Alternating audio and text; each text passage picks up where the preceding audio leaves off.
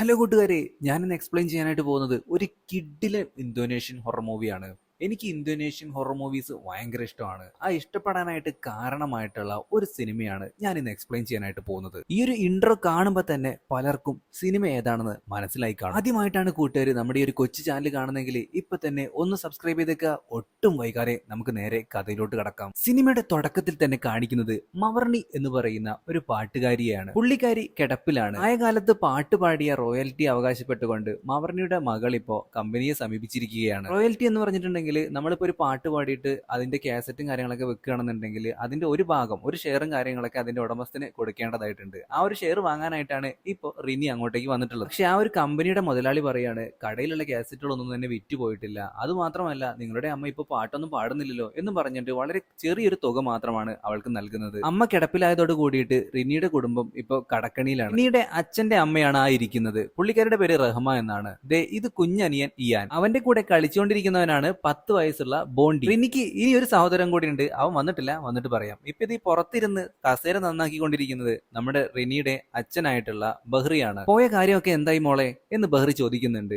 എല്ലായ്പ്പോഴും പോലെ തന്നെ അയാൾ ഇപ്പോഴും ഒഴിവുകേഴ് പറഞ്ഞുകൊണ്ടിരിക്കുകയാണ് അച്ഛാ. റിനി വിഷമത്തോടു കൂടി പറഞ്ഞു. ഇവരുടെ ഈ ഒരു വീട് ഇപ്പൊ പണയത്തിലാണ്. റിനിയുടെ വയ്യാതെ കിടക്കുന്ന ഉമ്മ ഏറ്റവും മുകളിലത്തെ നിലയിലാണ് കിടക്കുന്നത്. ഇവളിപ്പോ വന്നതേ ഉള്ളൂ. നമ്മുടെ ബോണ്ടിയുടെ അടുത്ത് ചോദിക്കുന്നുണ്ട്, നീ ഉമ്മയെ നോക്കിയിരുന്നോ എന്ന്. മുകളിൽ നിന്ന് മണിശബ്ദം കേട്ടപ്പോ നമ്മുടെ റിനി ആകട്ടെ അങ്ങോട്ടേക്ക് പോയി നോക്കുന്നുണ്ട്. മുറിയിലേക്ക് ചെന്ന റിനി കാണുന്നത് അവളുടെ ഉമ്മ എന്തോ കണ്ട് പേടിച്ചിട്ട് കട്ടിന് ഫ്രണ്ടിലായിട്ടുള്ള ആ ഒരു ചുമരിലേക്ക് തന്നെ നോക്കി പേടിച്ച് കരയുന്നതാണ്. അവൾ അങ്ങോട്ടേക്ക് നോക്കിയപ്പോ അവിടെ ഒന്നും അവൾക്ക് കാണാനായിട്ട് കഴിഞ്ഞില്ല. ഒരു വിധത്തിലാണ് അവൾ ഉമ്മയെ സമാധാനിപ്പിച്ച് കിടത്തി ഉറക്കിയത്. രാത്രി ആയപ്പോഴേക്കും നമ്മുടെ ടോണി അങ്ങോട്ടേക്ക് വരികയാണ്. ഞാൻ നേരത്തെ പറഞ്ഞില്ലേ ഒരാളും കൂടി വരാനുണ്ടെന്ന്. അവനൊരു ബൈക്ക് ഉണ്ടായിരുന്നു, അതിപ്പോ വിൽക്കാനായിട്ട് പോവുകയാണ്. ടോണിക്ക് വിഷമമുണ്ടോന്നൊക്കെ അച്ഛൻ അവന്റെ അടുത്ത് ചോദിക്കുന്നുണ്ട്. പക്ഷെ നമ്മുടെ കാര്യം നടക്കേണ്ട ഉപ്പ എന്നും പറഞ്ഞുകൊണ്ട് അവൻ ആ ബൈക്കിന്റെ താക്കോലെടുത്ത് കൊടുക്കുകയാണ്. ഉള്ള സാധനങ്ങളെല്ലാം വിറ്റ് തുലയ്ക്കേണ്ട അവസ്ഥയാണ് ഇപ്പൊ ഈ ഒരു കുടുംബത്തിന്. ടോണി വാപ്പയ്ക്ക് ബൈക്കിന്റെ താക്കോല് കൊടുത്തപ്പോ തന്നെ ഈ ഒരു ബൈക്ക് വാങ്ങാനായിട്ടുള്ള ആൾ അങ്ങോട്ടേക്ക് വരികയും പണം നൽകി ആ ഒരു ബൈക്ക് അവിടെ നിന്നും കൊണ്ടുപോവുകയും ചെയ്യുന്നു. ടോണിക്ക് നല്ല വിഷമമുണ്ട്, പക്ഷെ അവനത് പുറത്ത് കാണിക്കുന്നില്ല എന്ന് മാത്രം. ചേച്ചി എന്താ അടുക്കളയിൽ ഉണ്ടാക്കുന്നേ? ചേച്ചിയുടെ ഭക്ഷണം കൊള്ളാത്തതുകൊണ്ട് ഞാൻ പുറത്തുനിന്ന് കഴിച്ചു. പുറത്തുനിന്ന് കഴിക്കാൻ നിന്റെ എവിടുന്ന പൈസ? അതൊക്കെ എനിക്ക് കിട്ടി എന്നും പറഞ്ഞ് കട്ട്ലറ്റിന്റെ പൊതി അവനിപ്പോ തുറക്കുകയാണ്. അങ്ങനെ നമ്മുടെ റിനി അവന്റെ കയ്യിൽ കയറി പിടിച്ചു നോക്കിയപ്പോ അവന്റെ വാച്ച് കാണാനില്ല. സംഭവം മറ്റൊന്നുമല്ല, ആ ഒരു വാച്ച് വിറ്റിട്ടാണ് അവനിപ്പോ ഈ ഒരു കട്ട്ലറ്റ് അടക്കം വാങ്ങിയിട്ടുള്ളത്. ഇനി എന്തെങ്കിലും നിന്റെ കയ്യിൽ വിൽക്കാനായിട്ട് ഉണ്ടോ എന്ന് റിനി ചോദിക്കുകയാണ് ദേഷ്യത്തോട് കൂടിയിട്ട്. അപ്പോഴാണ് മുകളിലത്തെ നിലയിൽ നിന്നും മണിശബ്ദം കേൾക്കുന്നത്. അതായത് ഇവരുടെ ഉമ്മയ്ക്ക് എന്തെങ്കിലും ആവശ്യം ഉണ്ടെങ്കിൽ അവർ ആ ഒരു മണി കിളിക്കും. അങ്ങനെ നമ്മുടെ ടോണി ഇപ്പൊ ഉമ്മയുടെ അടുത്തേക്ക് വന്നിരിക്കുകയാണ്. എന്നിട്ട് ഉമ്മയുടെ മുടിയൊക്കെ ചീകി കൊടുക്കുകയാണ്. അപ്പോഴാണ് ആ ഒരു മുടി മൊത്തത്തിൽ കൊഴിഞ്ഞു വരുന്നതായിട്ട് അവൻ കാണുന്നത്. അവൻ ആകെ പേടിച്ചു പോയി. അവിടെ കിടന്ന ജനല് ഇപ്പൊ അവൻ അടച്ചുകൊണ്ടിരിക്കുകയാണ്. പെട്ടെന്ന് അവൻ തിരിഞ്ഞു നോക്കുമ്പോ ഉമ്മയാണെന്നുണ്ടെങ്കിൽ ജനലിന്റെ ഭാഗത്തേക്ക് തന്നെ പേടിച്ചരണ്ട് നോക്കുകയാണ്. മുടികൊഴിച്ചിൽ മാറാനുള്ള എണ്ണ നാളെ തന്നെ വാങ്ങാം ഉമ്മ എന്നും പറഞ്ഞ് ടോണി അവിടെ നിന്നും പോവുകയാണ്. പിന്നീട് നമ്മുടെ റിനി ഉമ്മയെ കാണാനായിട്ട് വന്നപ്പോ ഉപ്പയായിട്ടുള്ള ബഹ്റി എന്തോ ഉമ്മയോട് പറയുന്നതായിട്ട് അവൾക്ക് കാണാൻ കഴിഞ്ഞു. ഇവൾ വന്നെന്ന് കണ്ടപ്പോ അപ്പൊ തന്നെ ഉപ്പ അവിടെ നിന്ന് ഇറങ്ങി പോവുകയും ചെയ്തു. അന്ന് രാത്രിയായപ്പോ മണിശബ്ദം കേട്ട് ഉമ്മ കിടക്കുന്ന റൂമിലേക്ക് നമ്മുടെ റിനി പോയി നോക്കുകയാണ്. ബാക്കിയുള്ള എല്ലാവരും നല്ല ഉറക്കത്തിലാണ്. റിനിക്ക് അല്പം ഭയമൊക്കെ ഉണ്ട്. എങ്ങനെയൊക്കെയോ അവള് ധൈര്യം സംഭരിച്ച് ഉമ്മയുടെ റൂമിലേക്ക് പോയി നോക്കുമ്പോ ഉമ്മയാവട്ടെ ജനലിന്റെ അടുത്തായിട്ട് ഇങ്ങനെ നിൽക്കുകയാണ്. ഉമ്മയ്ക്ക് നടക്കാനൊക്കെ പറ്റുമോ എന്ന് പറഞ്ഞ് ഉമ്മയെ പിടിക്കാനായിട്ട് നോക്കുമ്പോഴാണ് വീണ്ടും മണിശബ്ദം കേട്ടിട്ട് അവള് ബെഡിലേക്ക് നോക്കുന്നത്. അവളുടെ ഉമ്മ അവിടെ തന്നെ ഉണ്ടായിരുന്നു. പക്ഷെ ഈ നിൽക്കുന്നത് ആരാ? അതൊരു പ്രേതമായിരുന്നു. ഇവളങ്ങനെ ഞെട്ടി എണീക്കുകയാണ്. അവള് കണ്ട ഒരു സ്വപ്നം മാത്രമായിരുന്നു അത്. പക്ഷെ പെട്ടെന്ന് തന്നെ ഉമ്മ വിളിക്കുന്ന ആ ഒരു മണിശബ്ദം അവള് യഥാർത്ഥത്തിൽ കേൾക്കുകയാണ്. വീണ്ടും അവൾ ആ റൂമിലേക്ക് കയറി പോകുന്നു. സ്വപ്നത്തിൽ കണ്ട പോലെ തന്നെ അവളുടെ ഉമ്മ ഇപ്പോഴും ആ ഒരു ജനലിന്റെ അവിടെ നിൽക്കുകയാണ്. അവൾ ഉമ്മയെ തൊടാനായിട്ട് നോക്കുമ്പോൾ പെട്ടെന്ന് അവൾ ബെഡിലേക്ക് നോക്കുന്നുണ്ട്. അവിടെ ആരും തന്നെ ഇല്ല. അവളുടെ ഉമ്മ തന്നെയായിരുന്നു ആ ജനലെടുത്തുണ്ടായിരുന്നത്. അടുത്ത നിമിഷം തന്നെ അവളുടെ ഉമ്മ വായും തുറന്നിട്ട് അവിടെ മരിച്ചു വീഴുകയാണ്. റിനി അലമുറയിട്ട് കരയാനായിട്ട് തുടങ്ങി. ഇത് കേട്ട് റിനിയുടെ ഉപ്പയായിട്ടുള്ള ബഹ്റിയും അനുജന്മാരും അങ്ങോട്ടേക്ക് ഓടി വന്നു. ഉമ്മ പോയി മക്കളെ എന്ന് ബഹ്റി ഇപ്പൊ വിഷമത്തോടു കൂടി മക്കളുടെ അടുത്ത് പറയുകയാണ്. അടുത്ത ദിവസം തന്നെ മരണാനന്തര ചടങ്ങുകളെല്ലാം തന്നെ പൂർത്തിയാക്കി. അവിടുത്തെ ഉസ്താദ് നമ്മുടെ ബഹ്റിയുടെ അടുത്ത് ചോദിക്കുന്നുണ്ട്, നിങ്ങൾ പള്ളിയിലേക്കൊന്നും വരാറില്ലേ? ഇല്ല എന്നാണ് ബഹ്റി മറുപടി പറയുന്നത്. ഈ ഒരു ഉസ്താദിന്റെ മകനായിട്ടുള്ള ഹേന്ദ്ര അപ്പോൾ റിനിയെ റിനിയെ പരിചയപ്പെടുന്നു. അടക്കം ചെയ്ത പള്ളിക്കാട്ടിൽ തന്നെ നിൽക്കുന്ന ബോണ്ടിയും കൂട്ടിയിട്ട് നമ്മുടെ റിനി വീട്ടിലേക്ക് പോവുകയാണ്. ബോണ്ടി അവിടെ നിന്നും വരാനായിട്ട് കൂട്ടാക്കുന്നുണ്ടായിരുന്നില്ല. അന്ന് രാത്രി തന്നെ റിനിയുടെ വീട്ടില് ഈ ഒരു ഉസ്താദിന്റെ നേതൃത്വത്തില് നാട്ടുകാരും മറ്റെല്ലാവരും ചേർന്ന് പ്രാർത്ഥനയും മറ്റും നടത്തുകയാണ്. ഈ പ്രാർത്ഥനയിലും മറ്റും റിനിയുടെ ഉപ്പയായിട്ടുള്ള ബഹ്റിക്ക് ഒരു താല്പര്യവും ഉണ്ടായിരുന്നില്ല. ഇയാനെയും ബോണ്ടിയെയും ഇപ്പൊ സമാധാനിപ്പിക്കുകയാണ് ബഹ്റി. വാപ്പാ, ഞാൻ നാളെ സ്കൂളിൽ പോകുന്നില്ല എന്നാണ് ബോണ്ടി ഇപ്പൊ പറയുന്നത്. ബോണ്ടിയും ഇയാനും കിടക്കുന്ന ഈ ഒരു റൂമിൽ നിന്ന് നോക്കിയിട്ടുണ്ടെങ്കിൽ ശവപ്പറമ്പ് കാണാനായിട്ട് കഴിയും. അത് ഇവൻ വാപ്പാന്റെ അടുത്ത് പറയുന്നുണ്ട്, വാപ്പാ ഞങ്ങൾക്ക് ഇവിടെ കിടക്കാനായിട്ട് പേടിയാണെന്ന്. ഏയ് അങ്ങനെ ഒന്നുമില്ല, ജനലൊക്കെ അടച്ച് കിടന്നാൽ മതി, മക്കള് കിടന്നോ എന്ന് പറഞ്ഞിട്ട് വാപ്പ അവിടെ നിന്ന് പോകുന്നുണ്ട്. ഏറ്റവും ഇളയ അനിയനായിട്ടുള്ള നമ്മുടെ ഇയാനേക്കാളും പേടിയാണ് ബോണ്ടിക്ക്. ബോണ്ടി പറയുന്നുണ്ട്, നീ വേണമെന്നുണ്ടെങ്കിൽ എന്റെ കൂടെ കിടന്നോന്ന്. അങ്ങനെ ഇവരെല്ലാവരും കിടന്നുറങ്ങി. പക്ഷെ ബോണ്ടിക്ക് ഉറക്കം വരുന്നില്ല. ബോണ്ടി ജനലും ഉണ്ടായിരുന്ന കർട്ടൻ മാറ്റിയിട്ട് ആ ഒരു ശവപ്പറമ്പിലേക്ക് നോക്കി നിൽക്കുകയാണ്. പെട്ടെന്നാണ് ഇയാൻ എഴുന്നേറ്റ് വന്നത്. അതും പുതപ്പൊക്കെ തലയിലിട്ടിട്ട്. ആരായാലും പേടിക്കില്ലേ? ബോണ്ടി ആണെന്നുണ്ടെങ്കിൽ അവന് നല്ല വഴക്ക് പറയുന്നുണ്ട്. മറുവശത്ത് നമ്മുടെ ടോണി ഇപ്പൊ റേഡിയോയിൽ പാട്ട് കേട്ടോണ്ടിരിക്കുകയാണ്. പെട്ടെന്നാണ് മരിച്ചുപോയ അവന്റെ ഉമ്മ കിലുക്കുന്ന പോലത്തുള്ള ഒരു മണികുലുക്കം അവൻ കേൾക്കുന്നത്. റേഡിയോ ഒക്കെ അവനെ ഓഫാക്കിയിട്ട് മുകളിലത്തെ നിലയിലേക്ക് പോയി നോക്കുകയാണ്. നല്ല പേടിയുണ്ട് മനസ്സിൽ. പക്ഷെ പയ്യെ പയ്യെ അവൻ ആ ഒരു സ്റ്റെയർ കേസ് ഒക്കെ കയറിയിട്ട് ഡോറ് തുറന്ന് നോക്കുമ്പോ ഉമ്മ കിടന്നിരുന്ന ആ ഒരു കട്ടിലുണ്ടല്ലോ, ആ കട്ടിലിന് മുകളിലായിട്ട് നിന്നിട്ട് അന്തരീക്ഷത്തില് ഈ ഒരു മണി ഇങ്ങനെ കിലുങ്ങണ് നിന്നിട്ട്. ഇവൻ ആ ഡോർ തുറന്നപ്പോ തന്നെ ആ ഒരു മണി നിലത്തേക്ക് വീഴുകയും ചെയ്യുന്നുണ്ട്. ഇവനിത് കണ്ടതോട് കൂടിയിട്ട് പേടിച്ചരണ്ടിട്ട് വീണ്ടും റൂമിലേക്ക് ഓടിപ്പോവാണ്. എന്നിട്ട് മൂടി പൊയ്ച്ച് കിടന്നുറങ്ങി. ആ ഒരു കാര്യം അവൻ ആരടുത്തും പറഞ്ഞുമില്ല. അടുത്ത ദിവസം കള്ളമടിയായിരിക്കുന്ന നമ്മുടെ ബോണ്ടിയെ കളിയാക്കിയിട്ടാണ് ടോണി അങ്ങോട്ടേക്ക് വരുന്നത്. എന്നിട്ട് അവനൊരു ടോയ് കൊടുക്കുന്നുണ്ട്. അതായത് നമ്മൾ പണ്ടൊക്കെ ഉപയോഗിച്ചിരുന്നില്ലേ, അതിന്റെ പേര് എനിക്ക് കറക്റ്റ് ആയിട്ട് അറിയില്ല പറയാനായിട്ട്. അതിനുള്ളിൽ ഒരുപാട് ഫോട്ടോസ് ഉണ്ടാവും. അതിങ്ങനെ ഞെക്കിയിട്ടുണ്ടെങ്കിൽ ആ ഫോട്ടോസ് ഇങ്ങനെ മാറിക്കൊണ്ടേയിരിക്കും. അത് നമ്മുടെ ഈ കുഞ്ഞനിയനായിട്ടുള്ള ഇയാൻ ചോദിക്കുന്നുണ്ട്. ഇവൻ കൊടുക്കില്ല എന്ന് പറഞ്ഞപ്പോ തന്നെ ഇവൻ മൂക്ക് നിന്ന് മൂക്കള തോണ്ടിയിട്ട് നമ്മുടെ ബോണ്ടിയുടെ മേത്ത് തേച്ചു കൊടുക്കുകയാണ്. അതോട് കൂടിയിട്ട് ബോണ്ടി അയ്യെന്ന് പറഞ്ഞിട്ട് ഒരു ഒറ്റ ഓട്ടം വെച്ചു കൊടുത്തു. അപ്പൊ ഇവനാണെന്നുണ്ടെങ്കിൽ വീണ്ടും അവന്റെ മൂക്ക് തോണ്ടിയിട്ട് അതിൽ നിന്ന് മൂക്കട്ട എടുത്ത് തിന്നാനായിട്ട് നോക്കുകയാണ്. ഇത് റിനി കണ്ടു. റിനി വന്നിട്ട് അവനെ നല്ല വഴക്ക് പറയുന്നുണ്ട്. എന്താ മോനെ നീ കാണിക്കുന്നത്? ഞാൻ അപ്പൊ തന്നെ ഒരു കള്ളച്ചിരിയാണ് ചിരിക്കുന്നത്. അതൊക്കെ കഴിഞ്ഞ് കിണറ്റിൽ നിന്ന് വെള്ളം മുക്കിക്കൊണ്ടിരിക്കുന്ന റിനിയുടെ പുറകിലായിട്ട് എന്തോ ഉള്ളതായിട്ട് അവക്ക് തോന്നുന്നുണ്ടായിരുന്നു. തിരിഞ്ഞു നോക്കുമ്പോ ഒന്നും കാണാനുമില്ല. മറുവശത്ത് നമ്മുടെ ബോണ്ടി ആകട്ടെ ടോണി കൊടുത്തിട്ടുണ്ടായിരുന്ന ആ ഒരു ടോയിലൂടെ അതിലുണ്ടായിരുന്ന ഫോട്ടോസും മറ്റൊക്കെ നോക്കിക്കൊണ്ടിരിക്കുകയാണ്. ഓരോ ഫോട്ടോയും മാറി മാറി നോക്കിക്കൊണ്ടിരിക്കുമ്പോഴാണ് പെട്ടെന്ന് ആ ഒരു പ്രേതത്തിന്റെ ഫോട്ടോ അതിൽ വരുന്നത്. അത് കണ്ടതും ബോണ്ടി ഞെട്ടിപ്പോയി. ഇതേ സമയം നമ്മുടെ കുഞ്ഞ് ാണെന്നുണ്ടെങ്കിൽ റഹ്മയോടൊത്ത് ഒളിച്ചു കളിക്കുകയാണ്. അതായത് ഹൈഡ് ആൻഡ് സീക്ക് കളിച്ചുകൊണ്ടിരിക്കുകയാണ്. അന്ന് രാത്രി ആയപ്പോ നമ്മുടെ ടോണി റേഡിയോയില് അവൻ ഇഷ്ടപ്പെട്ട ഒരു പാട്ടും വെച്ചുകൊണ്ടിരിക്കുകയാണ്. പെട്ടെന്ന് തന്നെ ഇവൻ മാറ്റാതെ ആ ഒരു ചാനൽ മാറുകയാണ്. വീണ്ടും അവൻ ആ ഒരു പാട്ട് തന്നെ വെച്ച് കിടക്കും. വീണ്ടും ആ ഒരു ചാനൽ മാറും. അങ്ങനെ സഹി കെട്ടിട്ട് അവൻ ആ റേഡിയോ ഓഫാക്കി വെച്ചു. പെട്ടെന്നതാ അവന്റെ അമ്മയുടെ ശബ്ദം, മോനെ ടോണി മുടി ചീകിത്ത എന്നും പറഞ്ഞിട്ട് ഒരു ചീപ്പും അതുപോലെ തന്നെ പുള്ളിക്കാരിയുടെ കയ്യിലുണ്ടായിരുന്ന ആ ഒരു മണിയും അവന് നേരെ എറിഞ്ഞിട്ട് ആ ഒരു പ്രേതം അവിടെ നിന്ന് പോവുകയാണ്. ഏറ്റിട്ടപ്പോ ഒരു പ്രേതത്തിനെയും അവിടെ കാണാനില്ല. മറുവശത്ത് നമ്മുടെ ഇയാനാണെന്നുണ്ടെങ്കിൽ ഇച്ചിച്ചി മുള്ളാനായിട്ട് മുട്ടി നിൽക്കുകയാണ്. അവന്റെ ചേട്ടനായിട്ടുള്ള ബോണ്ടി വിളിച്ചെങ്കിലും അവൻ എഴുന്നേറ്റില്ല. അങ്ങനെ നമ്മുടെ പാവം കുഞ്ഞിയാനോ ഒറ്റയ്ക്ക് തന്നെ അടുക്കളയിലേക്ക് പോയിട്ട് പുറത്തേക്കുള്ള വാതിലൊക്കെ തുറന്ന് കിണറിന് സമീപത്ത് മുള്ളാൻ തുടങ്ങിയപ്പോഴേക്കും ബോണ്ടിയും അങ്ങോട്ടേക്ക് വന്നു. ഇയാൻ അവനെ മൈൻഡ് പോലും ചെയ്തില്ല. എന്നിട്ട് നേരെ റൂമിലേക്ക് തന്നെ തിരിച്ചുപോയി. പക്ഷെ പകുതി വഴിയെത്തിയപ്പോ അവനോട് നിൽക്കുകയാണ്. എന്താടാ നീ ഇവിടെ നിൽക്കുന്നേ എന്ന് ചോദിച്ചിട്ട് ബോണ്ടി അങ്ങോട്ടേക്ക് വന്നു. അവിടെ ഉമ്മ ഉണ്ടെന്ന്. ഉമ്മ ഒന്നുമില്ല, ഉമ്മയൊക്കെ മരിച്ചുപോയി എന്നും പറഞ്ഞിട്ട് അവൻ അവിടെ ഉണ്ടായിരുന്ന ഒരു പുതപ്പ് എടുത്തിട്ട് അത് നേരെ ആ ഒരു അന്തരീക്ഷത്തിലേക്ക് ഇട്ടു. പക്ഷേ അതൊരു പ്രേതത്തിന്റെ മുകളിലേക്കാണ് വീട്ടുണ്ടായിരുന്നത്. അതിനുള്ളിൽ ഇപ്പൊ പ്രേതമുണ്ട്. ഇവര് രണ്ടുപേരും ആകെ പേടിച്ചുറച്ച് നിൽക്കുകയാണ്. ഇയാനാണെന്നുണ്ടെങ്കിൽ കണ്ണ് പൊത്തി പിടിച്ചിരിക്കുകയാണ്. രണ്ടും കൂടി പേടിച്ചരണ്ടിട്ട് അവിടെ നിന്ന് അലമുറയിട്ട് കരഞ്ഞോണ്ട് ഓടുകയാണ്. അതോടുകൂടിയിട്ട് ഈ ശബ്ദം കേട്ട് റിനിയും അങ്ങോട്ടേക്ക് വരികയാണ്. അന്ന് രാത്രി തന്നെ ഇവരുടെ മുത്തശ്ശിയായിട്ടുള്ള റഹ്മ ഒരു കത്ത് ആർക്കോ എഴുതുന്നുണ്ടായിരുന്നു. അതും പേടിച്ച് വിറച്ചുകൊണ്ട്. അടുത്ത ദിവസം രാവിലെ തന്നെ ടോണി ശവപ്പറമ്പിലേക്ക് പോവുകയാണ്.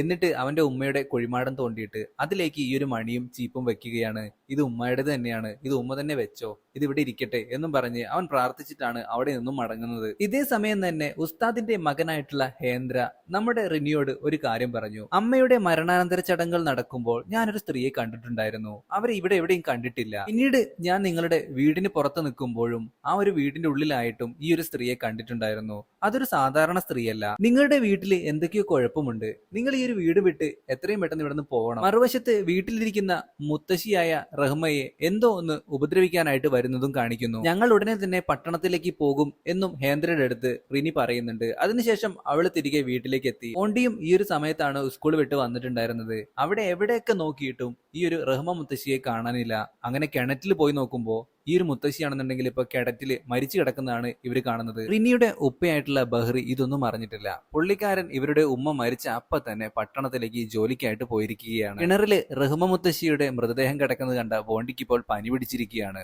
മറുവശത്ത് നമ്മുടെ റിനി ആകട്ടെ റഹ്മ മുത്തശ്ശി ആർക്കോ എഴുതിയ ആ ഒരു കത്ത് കാണുന്നു. അതിലുണ്ടായിരുന്ന എല്ലാ കാര്യങ്ങളും അവൾ വായിച്ചെടുത്തു. എന്നിട്ട് അടുത്ത ദിവസം തന്നെ ഹേന്ദ്രയും കൊണ്ട് അവൾ പട്ടണത്തിലേക്ക് പോവുകയാണ്. ബുദ്ധിമാൻ എന്ന് പറയുന്ന ഒരു എഴുത്തുകാരനായിരുന്നു മുത്തശ്ശി കത്തെഴുതിയിട്ടുണ്ടായിരുന്നത്. അങ്ങനെ പുള്ളിക്കാരനെ കണ്ടിട്ട് കാര്യം പറഞ്ഞു. എന്തുകൊണ്ടാണ് മുത്തശ്ശി ഞങ്ങളെ രക്ഷിക്കണമെന്ന് നിങ്ങൾക്ക് എഴുതിയിട്ടുള്ളതെന്ന് ഈ ബുദ്ധിമാന്റെ അടുത്ത് ഇവള് ചോദിക്കുകയാണ്. ബുദ്ധിമാൻ എല്ലാ കാര്യങ്ങളും ഇവരുടെ അടുത്ത് തുറന്നു പറഞ്ഞു. ഇവരുടെ അമ്മ, അതായത് മവർണി എന്ന് പറയുന്ന നമ്മുടെ റിനിയുടെ അമ്മ, കുട്ടികളില്ലാത്തവർക്ക് വേണ്ടിയിട്ട് സാത്താനെ ആരാധിക്കുന്ന ഈ ഒരു വേർഷിപ്പേഴ്സ് ഉണ്ടാവല്ലോ, അവരുടെ ഗ്രൂപ്പിൽ ഇവരുടെ അമ്മ ജോയിൻ ചെയ്യുകയും പിന്നീട് അത് മൂലമുണ്ടായ നേട്ടമാണ് അവർക്ക് ഇത്രയും വലിയ ഒരു സ്റ്റാർഡം നേടിക്കൊടുത്തത്. അതായത് മ്യൂസിക്കൽ പരമായിട്ട് അവരുടെ അമ്മ ഭയങ്കര ഫേമസ് ആയിരുന്നു. ആ ഒരു ഗ്രൂപ്പിൽ ചേർന്നതിന് ശേഷമാണ് മവർണിക്ക് 4 മക്കൾ ഉണ്ടായത്, നമ്മുടെ ഈ ഒരു റിനി അടക്കം. അവസാനത്തെ കുട്ടിയെ ഈ ഒരു സാത്താന് കൊടുക്കേണ്ടതായിട്ടുണ്ട്. അതും 7 വയസ്സ് തികയുമ്പോൾ നമ്മുടെ ഇയാന് 7 വയസ്സ് ആവാനായിട്ട് പോവുകയാണ്. അപ്പോ ഈ സാത്താന്റെ ആളുകളും സാത്താനൊക്കെ വന്നിട്ട് ഈ കുട്ടിയെ ചോദിക്കും. എന്നിട്ട് വീട്ടുകാരുടെ സമ്മതത്തോട് മാത്രമേ ഈ ഒരു കുട്ടിയെ അവിടെ നിന്നും കൊണ്ടുപോവുകയുള്ളൂ. മറ്റൊരു കാര്യം കൂടി ബുദ്ധിമാൻ പറഞ്ഞു. നിങ്ങളുടെ വീട്ടിലുള്ള എല്ലാവരും തന്നെ പരസ്പരം അങ്ങോട്ടും ഇങ്ങോട്ടും സ്നേഹത്തോടെയാണ് പെരുമാറുന്നതെങ്കിൽ ഇവർക്ക് നിങ്ങളെ ഒന്നും ചെയ്യാനായിട്ട് സാധിക്കില്ലെന്ന്. അന്ന് രാത്രി നമ്മുടെ ഇയാൻ കിടന്നുറങ്ങുമ്പോ ഈ ഒരു ബോണ്ടി അവിടെ നിന്ന് എഴുന്നേറ്റിട്ട് നിന്റെ മരണം ഞാൻ ആഗ്രഹിക്കുന്നു എന്ന് പറയുകയാണ്. അതോടുകൂടി പാവം ഇയാന് പേടിയാവുകയാണ്. അന്ന് രാത്രി ഇയാന് മൂത്രമൊഴിക്കാൻ മുട്ടിയപ്പോ ബോണ്ടിയെ വിളിച്ചില്ല. കാരണം ബോണ്ടിക്ക് നല്ല ദേഷ്യമുണ്ട് അവന്റെ അടുത്ത്. കാരണം മറ്റൊന്നുമല്ല, നേരത്തെ പ്രേതം വന്നപ്പോ അവൻ കണ്ടില്ലെന്ന് പറഞ്ഞല്ലോ ചേച്ചിയുടെ അടുത്ത്. അങ്ങനെ നമ്മുടെ കുഞ്ഞിയാൻ അവിടുത്തെ വാതിലും തുറന്ന് മൂത്രമൊഴിക്കാനായിട്ട് നിൽക്കുമ്പോഴേക്കും ഒരു പ്രേതം വന്നിട്ട് ആ ഒരു വാതിൽ തുറക്കുകയാണ്. ഓടിപ്പോകുന്നതിനിടയിൽ അവന്റെ ഷർട്ട് ഒരിടത്ത് ഉടക്കി നിന്നു. അതുകൊണ്ട് തന്നെ അവനോടൊന്ന് ഓടിപ്പോകാനായിട്ട് പറ്റുന്നില്ല. പാവം ഒരുപാട് പേടിച്ചു പോയി. കുറച്ചു കഴിഞ്ഞപ്പോ ആ ഒരു പ്രേതം അവിടെ നിന്ന് പോവുകയും ചെയ്തു. അടുത്ത ദിവസം രാവിലെ തന്നെ റിനി ഒരു കാസറ്റ് പ്ലേ ചെയ്യുന്നുണ്ട്. പക്ഷെ അതിൽ എന്തൊക്കെയോ മന്ത്രങ്ങളും തന്ത്രങ്ങളൊക്കെ ഓരോരുത്തര് ഉരുവിടുന്നതായിട്ടാണ് അവൾക്ക് കേൾക്കാനായിട്ട് കഴിയുന്നത്. ബോണ്ടിയും ഇയാനും കിടക്കുന്ന റൂമിൽ പോയി നോക്കുമ്പോ ബോണ്ടി മാത്രമേ അവിടെയുള്ളൂ. ഇയാനെ കാണാനില്ല. ഇവൾക്ക് ആകെ പേടിയായി. ഇതുപോലെ തന്നെയാണല്ലോ റഹ്മ മുത്തശ്ശിക്കും സംഭവിച്ചിട്ടുണ്ടായിരുന്നത്. വീടിന് പുറത്തുണ്ടായിരുന്ന ഒരു പെട്ടിയില് നമ്മുടെ ഇയാൻ കിടക്കുന്നുണ്ടായിരുന്നു. റിനി ആദ്യം ഒന്ന് ഞെട്ടിപ്പോയി. പക്ഷെ നമ്മുടെ ഇയാന് ജീവനുണ്ടായിരുന്നു. അവൻ ആ ഒരു പ്രേതത്തെ കണ്ട് പേടിച്ച് ഈ ഒരു പെട്ടിയിലാണ് രാത്രി കിടന്നുറങ്ങിയത്. ആദ്യമൊന്നും റിനി ആ ഒരു ബുദ്ധിമാൻ പറഞ്ഞ കാര്യങ്ങൾ വിശ്വസിച്ചിരുന്നില്ല. പക്ഷേ ഇപ്പൊ ഏതാണ്ടൊക്കെ പുള്ളിക്കാരിക്ക് വിശ്വാസമായി തുടങ്ങി. ഈ കാര്യങ്ങളൊക്കെ ടോണിയുടെ അടുത്തും അവൾ പറഞ്ഞു. ഉമ്മ മരിച്ചപ്പോഴും അറിയാത്ത ഒരുപാട് പേര് വീട്ടിൽ വന്നിട്ടുണ്ടായിരുന്നു. ചേച്ചി ശ്രദ്ധിച്ചിരുന്നില്ലേ? ചിലപ്പോ ആ ഒരു കൾട്ട് ഗ്രൂപ്പിൽ പെട്ട ആളുകളായിരിക്കും അവര്. ബുദ്ധിമാൻ പറഞ്ഞ ആ ഒരു കാര്യം നമ്മുടെ റിനി ടോണിയുടെ അടുത്ത് പറഞ്ഞു. അതായത് ഇവര് തമ്മിൽ പരസ്പരം സ്നേഹത്തോടെ പെരുമാറുകയാണെന്നുണ്ടെങ്കിൽ ഈ ഒരു പ്രേതങ്ങൾക്കോ മറ്റു പിശാചുകൾക്കോ ഇവരെ ഒന്നും ചെയ്യാൻ കഴിയില്ല എന്ന്. അങ്ങനെ ഒരു ദിവസം ഇയാന് ഭക്ഷണം കൊടുത്തോണ്ടിരിക്കുമ്പോഴാണ് ഇവൾക്ക് പുറകിലായിട്ട്, അതായത് നമ്മുടെ റിനിക്ക് പുറകിലായിട്ട് ആ ഒരു വീൽ ചെയർ വന്ന് നിൽക്കുന്നത്. അത് മരിച്ചുപോയ റഹ്മ മുത്തശ്ശിയായിരുന്നു. മുത്തശ്ശി എന്തോ ഒന്ന് പറയാൻ ശ്രമിക്കുകയായിരുന്നു. അപ്പോഴേക്കും പേടിച്ചു പോയ റിനി ആകട്ടെ ഉസ്താദിനെ വിവരം അറിയിച്ചു. അങ്ങനെ ഉസ്താദ് വീട്ടിലേക്ക് വന്നിരിക്കുകയാണ്. എന്നിട്ട് എന്താണ് കണ്ടതെന്ന് വ്യക്തമായി ചോദിക്കുന്നു. ചിലപ്പോൾ നിങ്ങൾക്ക് എന്തെങ്കിലും ആപത്ത് വരാനിരിക്കുന്ന കാര്യം മരിച്ചുപോയ നിങ്ങളുടെ മുത്തശ്ശി നേരിൽ വന്ന് പറയാനായി ശ്രമിച്ചതാവാം എന്നാണ് ഈ ഒരു ഉസ്താദ് പറയുന്നത്. നിങ്ങളെ പള്ളിയിലേക്കൊന്നും കാണാറേ ഇല്ലല്ലോ, നിങ്ങൾ പ്രാർത്ഥിക്കാറില്ലേ, നിസ്കരിക്കാറില്ലേ എന്ന് ചോദിക്കുമ്പോൾ റിനിയും ടോണിയും പറയുന്നുണ്ട് ഇല്ല എന്ന്. എന്നാൽ ഇനി മുതൽ അതൊക്കെ ആവാം. അള്ളാഹുവിന്റെ കൃപ ഉണ്ടെങ്കിൽ എന്തും നേടാനായിട്ട് കഴിയും. നിങ്ങൾ എന്തായാലും ഇന്ന് തൊട്ട് തന്നെ നല്ല കുട്ടികളായിട്ട് നിസ്കരിക്കാനൊക്കെ തുടങ്ങണം. അന്ന് രാത്രി നല്ല കുട്ടിയായിട്ട് റിനി ഇപ്പൊ നിസ്കരിക്കാനായിട്ട് ഒളിവെടുത്തോണ്ടിരിക്കുകയാണ്. അതായത് ശരീരം ശുദ്ധി വരുത്തിക്കൊണ്ടിരിക്കുകയാണ്. അപ്പോഴാണെങ്കിൽ ഒരു പ്രേതം അവിടെ നിന്ന് അവളെ നോക്കുന്നതായിട്ട് ഇവക്ക് കാണാനായിട്ട് സാധിക്കുകയാണ്. ഇവള് മുഖം കഴുകിയിട്ട് വീണ്ടും കണ്ണൊന്ന് തുടയ്ക്കുമ്പോഴേക്കും പെട്ടെന്ന് തന്നെ ആ ഒരു പ്രേതം അവിടെ നിന്ന് അവളെ നോക്കുന്നതായിട്ട് ഇവക്ക് കാണാൻ പറ്റുന്നു. ഏറെ കാലത്തിന് ശേഷമാണ് അവൾ ഇപ്പോൾ നിസ്കരിക്കുന്നത്. പക്ഷേ അവളുടെ ആ ഒരു നിസ്കാരം മുടക്കാനായിട്ട്, അവളെ പേടിപ്പെടുത്താനായിട്ട് ജനലിന്റെ അപ്പുറത്തായിട്ട് പ്രേതങ്ങൾ ഉണ്ടായിരുന്നു. പക്ഷെ അവൾ അതൊന്നും മൈൻഡ് ചെയ്തില്ല. ഈ ഒരു പ്രേതം അവളെ വിടുന്ന ലക്ഷണമില്ല. ജനലിന്റെ അപ്പുറത്ത് നിന്നിട്ട് ഇവളുടെ പേരിങ്ങനെ വിളിച്ചുകൊണ്ടേയിരിക്കുകയാണ്. റിനിയുടെ നിസ്കാരം തെറ്റിക്കാനും അവളെ പ്രലോഭിപ്പിക്കാനുമായിട്ട് ഈ ഒരു പ്രേതം പഠിച്ച പണി 18 നോക്കുന്നുണ്ട്. നിസ്കാരത്തിന്റെ ഭാഗമായിട്ട് അവളൊന്ന് കുനിഞ്ഞതും അതോടുകൂടിയിട്ട് പിന്നെ അവൾ കാണുന്നത് ഈ ഒരു നിസ്കാരത്തിന്റെ കുപ്പായത്തിന്റെ ഉള്ളിലായിട്ട് ഈ ഒരു പ്രേതം കടന്നുകൂടിയിട്ട് അവളെ ഉപദ്രവിക്കാനായിട്ട് വരികയാണ്. പക്ഷെ അള്ളാഹുവിന്റെ കൃപയാൽ അവൾക്കൊന്നും സംഭവിച്ചില്ല. വീട്ടിൽ അനിയന്മാരുടെ കൂടെ അവിടെ നിന്ന പ്രശ്നമാണെന്ന് മനസ്സിലാക്കിയിട്ടുള്ള നമ്മുടെ റിനി അനിയന്മാരെല്ലാവരെയും കൂട്ടിയിട്ട് ഇപ്പൊ ഉസ്താദിന്റെ വീട്ടിലേക്ക് വന്നിരിക്കുകയാണ്. ബുദ്ധിമാൻ അന്ന് പറഞ്ഞ കാര്യങ്ങളെല്ലാം സത്യമാണെന്ന് ഇവർക്ക് ഇപ്പൊ മനസ്സിലായി. അങ്ങനെ ഹേന്ദ്ര വീണ്ടും ടൗണിലേക്ക് ഇപ്പൊ ബുദ്ധിമാനെ കാണാനായിട്ട് പോവുകയാണ്. സാത്താൻ വേർഷിപ്പേഴ്സിനെതിരെ ആയിട്ടുള്ള ആ ഒരു ആർട്ടിക്കിളിന്റെ രണ്ടാം ഭാഗം ഇതുവരെ പുറത്തു വന്നിട്ടില്ല. കഴിഞ്ഞ ഭാഗത്തിൽ പറഞ്ഞ കാര്യങ്ങളെല്ലാം തന്നെ സത്യമായിരുന്നു. അടുത്തത് എന്താണെന്നറിയാനും ഇതിൽ നിന്നും രക്ഷ നേടാനായിട്ട് ഇനി എന്തൊക്കെയാണ് ഇവർക്ക് ചെയ്യാൻ കഴിയുന്നതും അറിയാനായിട്ടാണ് ഇപ്പോൾ ഹേന്ദ്ര ടൗണിലേക്ക് ബുദ്ധിമാനെ കാണാനായിട്ട് പോകുന്നത്. ടൗണിലേക്ക് എത്തിയ ഹേന്ദ്രയാകട്ടെ നേരെ ആ ഒരു ഫ്ലാറ്റിലേക്ക് പോയിട്ട് ബുദ്ധിമാനെ കണ്ടു. പുള്ളിക്കാരൻ പറഞ്ഞ കാര്യങ്ങളൊക്കെ കേട്ട് ഈ ഒരു ഹേന്ദ്ര ഞെട്ടിപ്പോവുകയാണ്. ഇയാന്റെ 7ാമത്തെ വയസ്സ് ഇപ്പോൾ തികയാനായിട്ട് പോവുകയാണ്. സാത്താൻ വേർഷിപ്പേഴ്സും അതുപോലെ തന്നെ ഈ ഒരു സാത്താന്റെ അടിമകളും എല്ലാവരും തന്നെ ഇപ്പോൾ ഇയാനെ കൊണ്ടുപോകാനായിട്ട് ആ ഒരു വീട്ടിലേക്ക് ഉടനെ തന്നെ വരും. അതും ഈ ഒരു വീട്ടുകാരുടെ സമ്മതമുണ്ടെങ്കിൽ മാത്രം. അടുത്ത ലക്കത്തിന്റെ ആ ഒരു ഭാഗം ഹേന്ദ്രയുടെ കയ്യിൽ ബുദ്ധിമാൻ ഏൽപ്പിക്കുകയാണ്. പക്ഷേ അതുമായിട്ട് തിരികെ വരുന്ന വേളയിൽ നമ്മുടെ ഈ ഹേന്ദ്ര എന്ന് പറയുന്ന ആ ഒരു പയ്യൻ മരണപ്പെടുകയാണ്. ഉസ്താദ് ഇപ്പോൾ തന്റെ മകന്റെ മരണവാർത്ത അറിഞ്ഞ് പൊട്ടിക്കരയുകയാണ്. ബുദ്ധിമാൻ കൊടുത്തു വിട്ടിട്ടുണ്ടായിരുന്ന ആ ഒരു കത്ത് നമ്മുടെ റിനിക്ക് അവിടെ നിന്ന് കിട്ടുന്നുണ്ട്. പക്ഷെ അവളത് അപ്പോൾ വായിച്ചു നോക്കുന്നില്ല. ഇപ്പോഴിതാ അടുത്ത ദുർമരണവും സംഭവിച്ചിരിക്കുകയാണ്. റിനിയും അനിയന്മാരും ഇപ്പോഴും ഉസ്താദിന്റെ വീട്ടിൽ തന്നെയാണ്. നമുക്കിനി വീട്ടിലേക്ക് തന്നെ തിരിച്ചു പോയാലോ ചേച്ചി എന്ന് റിനിയുടെ അനിയന്മാര് ചോദിക്കുന്നുണ്ട്. പക്ഷെ അവൾ പറയുന്നത് ഉപ്പ വന്നതിന് ശേഷം മാത്രമേ ഇനി നമ്മൾ ആ ഒരു വീട്ടിലേക്ക് പോകൂ എന്നാണ്. പക്ഷെ അന്ന് രാത്രി തന്നെ ജനലടയ്ക്കാനായിട്ട് പോയിട്ടുണ്ടായിരുന്ന നമ്മുടെ റിനിയുടെ കൈ പുറത്തുനിന്ന് ഏതോ ഒരു പ്രേതം പിടിച്ചു വലിച്ചുകൊണ്ടിരിക്കുകയാണ്. ഇതെല്ലാം നേരിട്ട് കണ്ടു നിന്ന ഉസ്താദ് ആകട്ടെ ഒരക്ഷരം മിണ്ടാതെ അവിടെ നിന്ന് പോകുന്നു. എന്തോ ഭാഗ്യത്തിന് ഇവരുടെ ഉപ്പയായിട്ടുള്ള ബഹ്റി പട്ടണത്തിൽ നിന്നും അപ്പോഴേക്കും ഈ ഒരു ഉസ്താദിന്റെ വീട്ടിലേക്ക് വന്നു. ഉപ്പയുടെ അടുത്ത് ഇവർ നടന്ന കാര്യങ്ങളെല്ലാം തന്നെ തുറന്നു പറഞ്ഞു. നമ്മുടെ റിനിക്ക് എന്തൊക്കെയോ സംശയങ്ങൾ ഉണ്ടായിരുന്നു. ഉപ്പയുടെ അടുത്ത് വന്നിട്ട് നമ്മുടെ റിനി ചോദിക്കുകയാണ്, അന്ന് ഉമ്മ മരിക്കുന്നതിന് മുമ്പായിട്ട് ഉപ്പ എന്താണ് ഉമ്മയുടെ അടുത്ത് പറഞ്ഞത്? അതൊക്കെ ചോദിക്കുമ്പോൾ ഇവളുടെ ഉപ്പയാണെന്നുണ്ടെങ്കിൽ അതിൽ നിന്നൊക്കെ വഴുതി മാറിയിട്ട് ഉമ്മയും ഞാനും നിങ്ങളെ നോക്കാനായിട്ടല്ലേ എപ്പോഴും ശ്രമിച്ചിട്ടുള്ളത് എന്നൊക്കെ പറയുകയാണ്. പെട്ടെന്നാണ് ബോണ്ടിയുടെ നിലവിളി കേൾക്കുന്നത്. സംഭവം മറ്റൊന്നുമല്ല, മൂത്രമൊഴിക്കാനായിട്ട് പുറത്തിറങ്ങിയിട്ടുണ്ടായിരുന്ന ഇയാനാണെന്നുണ്ടെങ്കിൽ ഇപ്പൊ പുറത്ത് പെട്ടിരിക്കുകയാണ്. ആ ഒരു ഡോർ തുറക്കാനായിട്ട് ഇവർക്ക് ആർക്കും സാധിക്കുന്നില്ല. ഒരു വിധത്തിൽ അങ്ങോട്ടേക്ക് വന്ന ബെഹ്റി ആ ഒരു വാതിൽ ചവിട്ടിപ്പൊളിച്ചു. ഇവർ കാണുന്ന കാഴ്ച എന്ന് പറയുന്നത് നമ്മുടെ ഇയാനെ ഒരു പ്രേതം വന്നിട്ട് ആ ഒരു കിണറ്റിലേക്ക് എടുത്തോണ്ട് പോകുന്നതാണ്. പെട്ടെന്ന് തന്നെ ഇവരുടെ ഉപ്പയായിട്ടുള്ള ബെഹ്റി ആ ഒരു കിണറ്റിലേക്ക് ചാടി ഒരു വിധത്തില് തന്റെ ഇളയ മകനെ രക്ഷിച്ചുകൊണ്ട് പുറത്തേക്ക് വരികയാണ്. അപ്പോഴും ആ ഒരു പ്രേതാണെന്നുണ്ടെങ്കിൽ കിണറ്റിൽ തന്നെ ഉണ്ടായിരുന്നു. വീടിന് പുറത്താണെന്നുണ്ടെങ്കിൽ ഒരുപാട് ആളുകൾ ഇങ്ങനെ വന്ന് നിൽക്കുന്നുണ്ട്. അത് സാധാരണ മനുഷ്യരല്ല, സാത്താന്റെ സേവകരാണ്. ഇത് കണ്ട റിനിക്ക് ദേഷ്യം പിടിച്ചു. നിങ്ങൾക്ക് എന്താടാ വേണ്ടത് പട്ടികളെ എന്നും പറഞ്ഞുകൊണ്ട് റിനി അവർക്കെതിരെ തിരിഞ്ഞതും ഉപ്പയായിട്ടുള്ള ബെഹ്റി വന്ന് അവളെ അകത്തേക്ക് കൂട്ടിക്കൊണ്ടു പോവുകയാണ്. എന്നിട്ട് ഇവര് ജനലിലൂടെ പുറത്തേക്ക് നോക്കാൻ തുടങ്ങി. റിനി അപ്പോ കാര്യങ്ങളെല്ലാം തന്നെ ഉപ്പയോട് പറഞ്ഞു. നമ്മുടെ സമ്മതത്തോടെ അല്ലാതെ അവർക്ക് ഇവനെ കൊണ്ടുപോകാനായിട്ട് കഴിയില്ല. പക്ഷെ പെട്ടെന്നാണ് ഇവരുടെ റഹ്മ മുത്തശ്ശിയുടെ ആ ഒരു വീൽ ചെയർ അങ്ങോട്ടേക്ക് വന്നിട്ട് ഇവരുടെ നേരെ അത് വീഴുന്നത്. ഒഴിഞ്ഞു മാറിയ ഇവരാകട്ടെ അവിടുത്തെ ഒരു റൂമിൽ അകപ്പെടുകയാണ്. ആ ഒരു ഡോർ മൊത്തം ലോക്ക് ആവുന്നു. ബോണ്ടിയും നമ്മുടെ ഇയാനും മാത്രമാണ് ഇപ്പൊ ആ റൂമിന് പുറത്തുള്ളത്. ഇയാനെ ഇപ്പൊ ഒരു പ്രേതം പിടിക്കാനായിട്ട് പോവുകയാണ്. ഒരുവിധം നമ്മുടെ പാവം ഇയാൻ ഒരു വാതിൽ ഇങ്ങനെ പിടിച്ച് തൂങ്ങിക്കിടക്കുന്നു. പേടിയെല്ലാം മാറ്റിവെച്ച് ബോണ്ടി അവനെ രക്ഷിക്കുകയാണ്. അതോടുകൂടിയിട്ട് ഈ ഒരു പ്രേതങ്ങളെല്ലാം തന്നെ അവിടെ നിന്നും പോകുന്നു. ദേഷ്യം പിടിച്ച ഇവരുടെ വാപ്പ പുറത്തേക്ക് ഓടി വരികയാണ്. എന്നിട്ട് ഈ ഒരു സാത്താന്റെ സേവകരെ വഴക്ക് പറയുന്നു.